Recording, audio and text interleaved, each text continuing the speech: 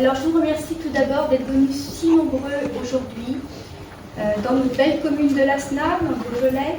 Pour certains, c'est une découverte, pour d'autres, c'est plutôt une habitude de résidence. Je vous remercie d'être venus si nombreux pour remettre aujourd'hui, à titre posthume, la médaille et le diplôme décernés au juste parmi les nations à M. René Raymond. C'est un honneur pour notre commune d'organiser cette cérémonie. Je remercie juste en préambule Madame Criette, que j'ai eu de nombreuses fois au téléphone, et également une personne, M. Viljikel, adjoint dans la commune, qui m'ont largement aidé à organiser cette cérémonie. Je laisse la parole à Madame Criette. Bonjour à tous, merci de votre présence. On va démarrer cette cérémonie par l'interprétation de Nuit et brouillard. Je vais juste vous demander d'éteindre vos portables et de vous lever. C'est donc Edith Sultana, chanteuse lyrique, qui va venir l'interpréter.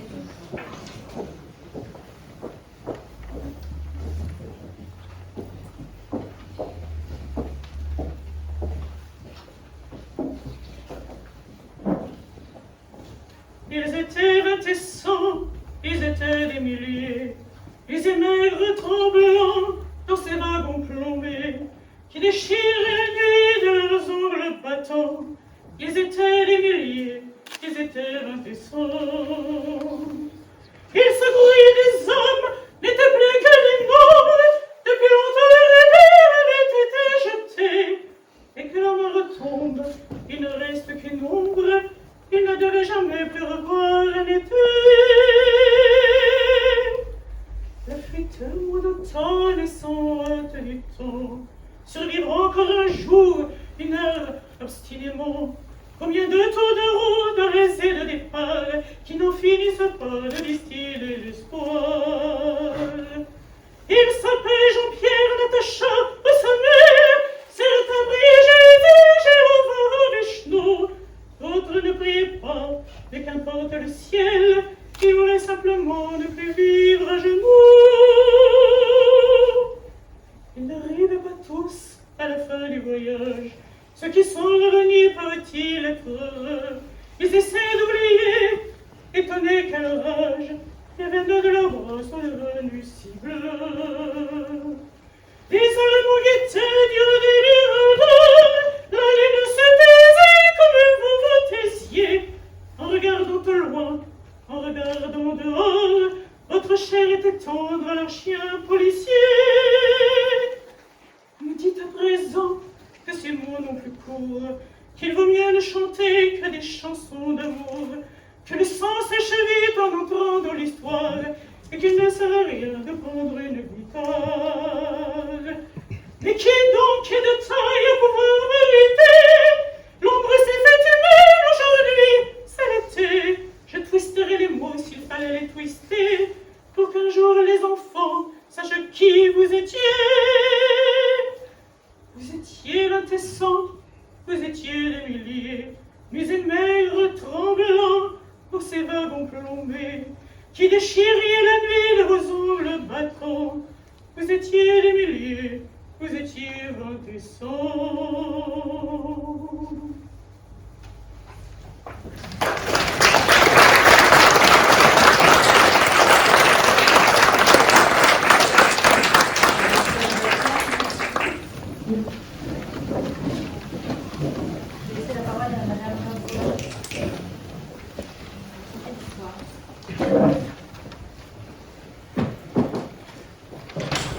Mesdames, Messieurs, permettez-moi de déroger au protocole et de m'adresser tout d'abord aux descendants de M. René Raymond, que nous honorons aujourd'hui. Mesdames et Messieurs les petits-enfants, les arrière-petits-enfants de M. René Raymond, et toute la famille. Madame la ministre déléguée, représentant de l'ambassade d'Israël en France, Monsieur le sous-préfet, Monsieur le député, Monsieur le président du département, Monsieur le président de l'agglomération Villefranche-Beaujolais-Saône, Madame la représentante de la société, de l'association des descendants des justes et délégués du comité Yad Vashem, Mesdames et Messieurs les élus, chers collègues, mesdames et messieurs, les enfants de l'école de la SNA. C'est une très grande émotion pour moi d'ouvrir cette cérémonie. Il y a des moments difficiles à évoquer parce que l'on peine à trouver les mots justes pour rappeler l'horreur. Il y a 80 ans, la folie nazie a démontré que l'homme était capable du pire contre ses semblables, capable de détruire des millions de vies, des familles à jamais séparées et leur descendance à jamais traumatisée. Ce qui nous rassemble aujourd'hui, c'est une poignée d'hommes et de femmes, héros anonymes, qui au plus fort de la barbarie ont agi pour sauver les Juifs de France d'un destin funeste.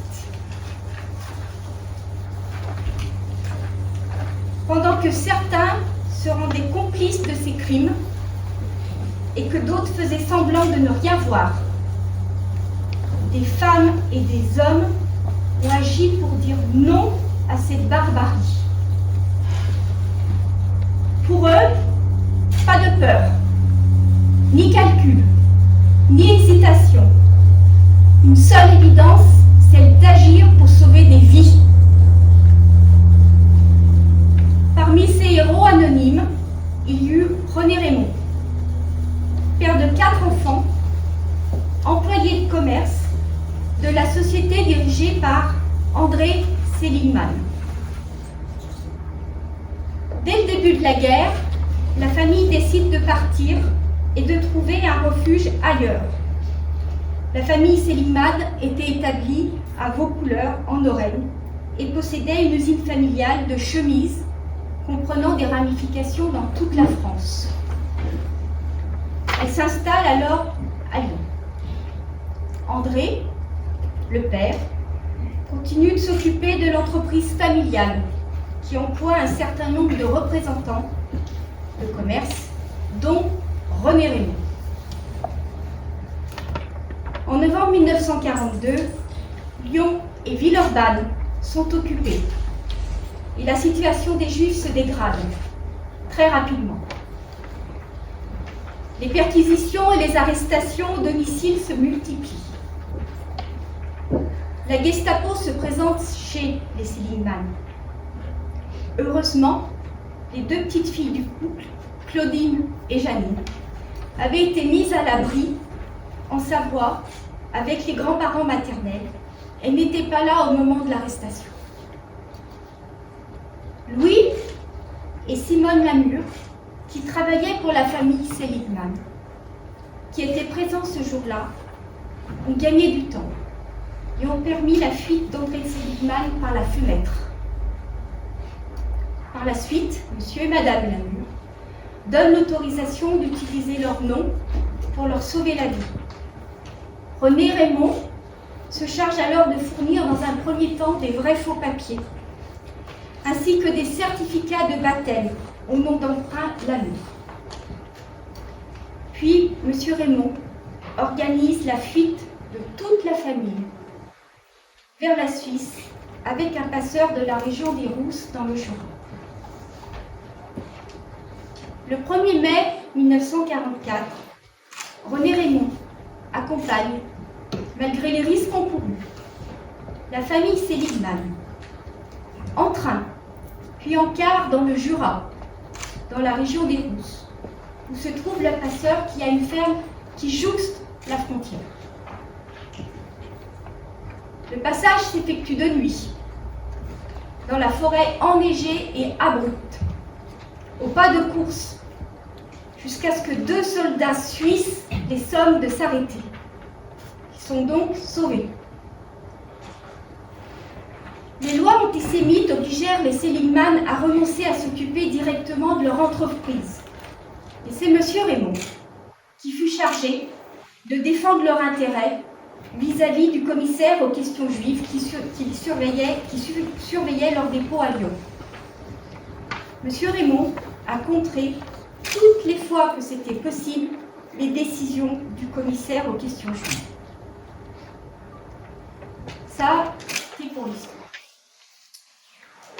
voudrais maintenant vous lire quelques extraits de courriers rédigés par le fils de M. Rémond, Éric Rémond, qui témoigne du rôle joué par toute la famille pendant cette période.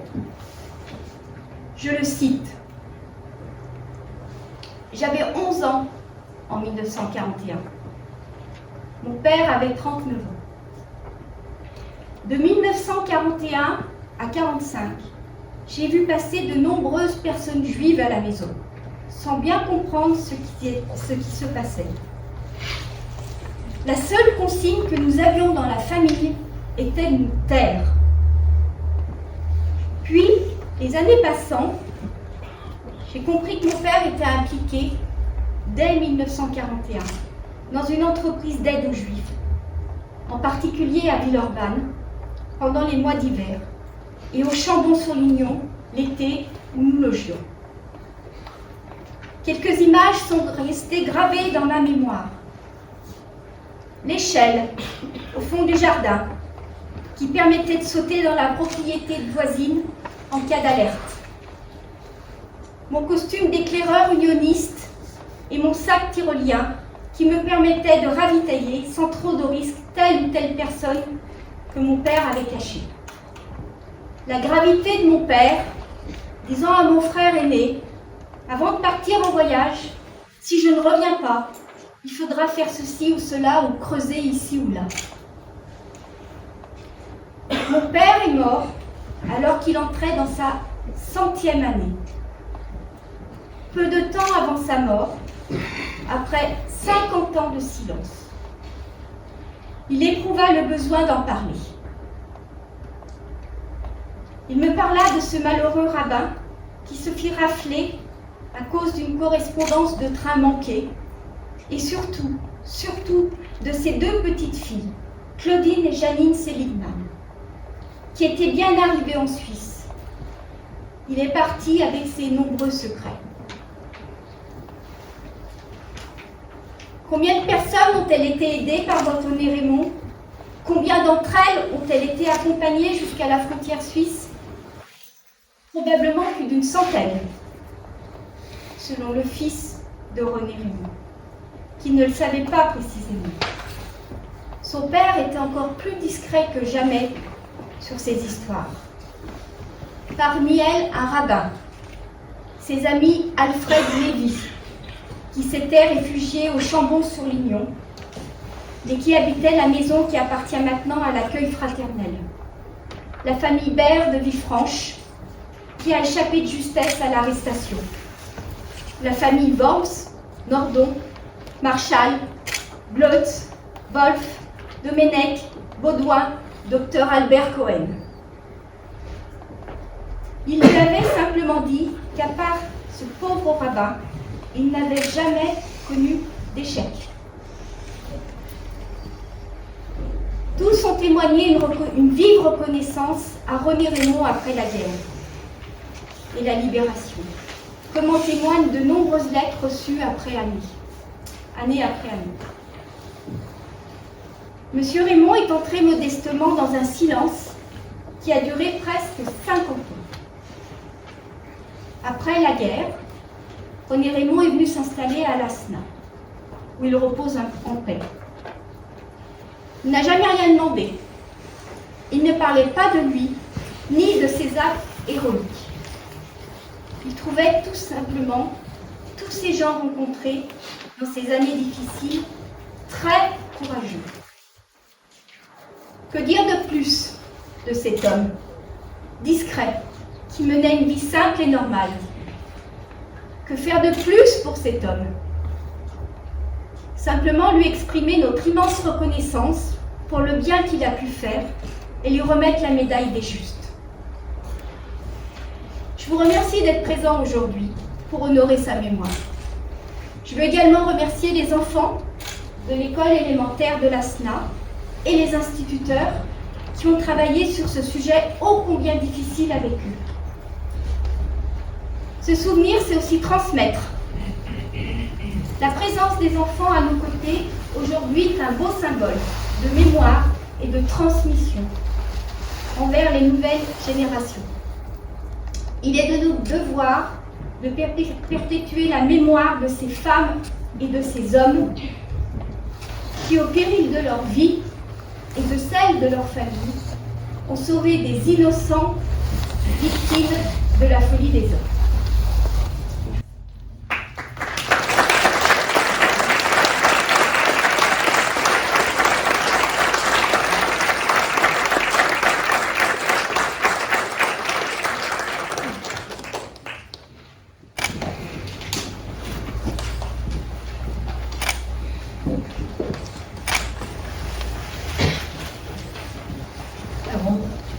Je vais faire mon discours et après je ferai un petit message de Madame Vauquier qui n'a pas pu être là aujourd'hui, qui m'a transmis un message.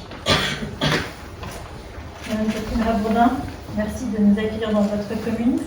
Madame Delphine Gambourg, ministre, conseillère, directrice de la communication près de l'ambassade d'Israël en France. Monsieur Boyer, sous-préfet. Monsieur Pascal Ronzière, président de l'agglomération. Monsieur Christophe Guillotot, président du département. Madame Sylvie Donati, conseillère déléguée aux manifestations associatives de Villeurbanne, là où habitait la famille Raymond pendant la guerre. Messieurs les maires et conseillers municipaux. Madame Valla, que je voulais saluer, présidente du lieu de mémoire du Chambon-sur-Lignon. Mesdames et messieurs les représentants des autorités civiles, militaires et religieuses. Mesdames et messieurs les représentants des associations. Je remercie aussi les enfants de la commune qui sont nos témoins et qui seront bientôt les témoins des témoins et leurs enseignants, bien entendu, qui ont travaillé. Et je voudrais particulièrement remercier donc, les ayants droit des justes. Nous saluons avec respect toute la famille Raymond qui est très nombreuse aujourd'hui. Et bien entendu, la famille Seligman, les enfants et petits-enfants qui sont représentés donc, par Madame Janine Rondet, Monsieur Hanot et leurs enfants. J'ai l'honneur de représenter le comité français pour Yad Vashem et je voudrais en quelques mots vous rappeler ce que veut dire Yad Vashem. Je leur donnerai dans ma maison et dans mes murs un mémorial, Yad, et un nom, Shem, qui ne seront jamais effacés. Créé en 1953, Yad Vashem est un lieu unique. C'est le lieu de conservation de la mémoire du peuple juif assassiné. 6 millions d'hommes, de femmes et d'enfants. Le mémorial de Yad Vashem a plusieurs missions. Perpétuer le souvenir de ces juifs assassinés, honorer tous les actes d'héroïsme, de sauvetage, de révolte, se rapportant à l'Holocauste de la Deuxième Guerre mondiale, enseigner aux générations suivantes cette histoire comme une balise d'avertissement contre l'antisémitisme, la haine et les génocides à travers le monde. C'est un lieu exceptionnel, on y découvre la profondeur du désastre, c'est-à-dire la destruction du judaïsme européen, et on y médite sur la barbarie dont les hommes sont capables. Toute l'histoire de la Shoah nous est montrée. Les noms des principaux lieux d'extermination sont inscrits dans sa crypte. Les places et monuments glorifiant les héros des ghettos et les partisans. Les murs de pierre où sont gravés le nom de plus de 5000 communautés juives anéanties. C'est aussi là où se situe le bouleversant mémorial, où sont égrenés le nom de 1,5 million d'enfants exterminés et où brûle en permanence une multitude de bougies. Enfin, c'est le lieu où l'on rend hommage aux justes parmi les nations. Au moment où se déroulait la Shoah, quand la majorité des citoyens gardaient le silence sans intervenir, alors que d'autres collaboraient activement avec les nazis, les personnes non juives choisirent de sauver des juifs au péril de leur vie. L'État d'Israël, créé par les Nations Unies en 1948, et Yad Vashem décidèrent en 1963 de leur rendre hommage et de leur attribuer le titre de juste parmi les nations. Ce titre est la plus haute distinction civile de l'État d'Israël. Il est la traduction d'une expression hébraïque utilisée dès l'Antiquité dans le Talmud, recueil du droit civil et religieux du judaïsme, pour qualifier les non-juifs vertueux, œuvrant avec compassion et justice. On dénombre au 1er janvier 2021 plus de 27 900 justes dans le monde, dont 4 130 en France, parmi lesquels 927 en Auvergne-Rhône-Alpes. Malgré le lourd tribut payé à la solution finale, c'est grâce à l'engagement et au courage de ces Françaises et Français du refus que de nombreux Juifs de France furent ainsi protégés et sauvés. Le 18 janvier 2007, dans la crypte du Panthéon, le président de la République Jacques Chirac, sur proposition de Simone Veil, donnait alors aux justes parmi les nations, reconnus ou restés anonymes, une place légitime auprès des grandes figures de notre pays. Il y a fait d'inscrire leur action collective par ces mots. Bravant les risques encourus, ils ont incarné l'honneur de la France, les valeurs de justice, de tolérance et d'humanité. L'histoire de M. Raymond, que Mme Rabourdin nous a relatée, montre leur clairvoyance. Le nom de René Raymond sera gravé sur le mur des justes à Jérusalem et à Paris. C'est grâce à eux que le nom d'André, Claudine, Janine et Paulette ne figure pas sur le mur des déportés. À la famille de René Raymond, je voudrais dire les paroles suivantes. Vous êtes les représentants de ces justes parmi les nations et vous pouvez être fiers de votre grand-père, oncle, qui au péril de sa vie et de sa sécurité a aidé des Juifs pour leur permettre d'échapper à l'arrestation et à la déportation dans les camps de la mort. Cet homme a eu toutes les qualités, de la lucidité, car il faut comprendre la gravité des événements, de l'empathie, cette faculté est indispensable à la survie de la société, de l'énergie et de l'organisation, car il faut organiser des cachettes, fabriquer des histoires, faire taire les enfants, justifier des bruits insolites ou des cartes d'identité perdues. Et à toutes ces qualités, il faut en ajouter une, la modestie, car à la question « pourquoi ?», la réponse la plus fréquente est « n'importe qui aurait fait la même chose à ma place ». Mais précisément, tout le monde ne l'a pas fait. Si je suis devant vous aujourd'hui, c'est aussi parce que des justes parmi les nations ont aidé mes grands-parents, paternels et maternels, à échapper à la déportation. Les générations futures doivent être en permanence averties du danger, de l'intolérance, du racisme, de l'antisémitisme, du négationnisme et de l'amalgame, pour qu'elles restent vigilantes afin que cela ne se reproduise pas. Il ne suffit pas de dire plus jamais ça pour que ce plus jamais n'advienne. Comme l'a écrit Elie Wiesel, qui nous a quittés en 2016, ceux qui ne connaissent pas leur histoire s'exposent à ce qu'elle recommence. Si nous l'oublions, le martyre d'Ilan Halimi, les odieux attentats meurtriers de Toulouse, Bruxelles, de l'Hypercacher, les assassinats de Sarah Halimi, de Mireille Kroll sont là pour nous le rappeler. Les Juifs de France représentent 1% de la population et sont la cible d'un tiers des faits de haine recensés. En 2021, l'antisémitisme n'a pas disparu. Au contraire, les anti-vaccins et les anti-pass sanitaires ont fait des comparaisons intolérables et inadmissibles. Pour terminer, je souhaite au nom du comité remercier très chaleureusement Mme Catherine Rabourdin, les membres du conseil municipal, de cet engagement dans cette noble cause. Merci.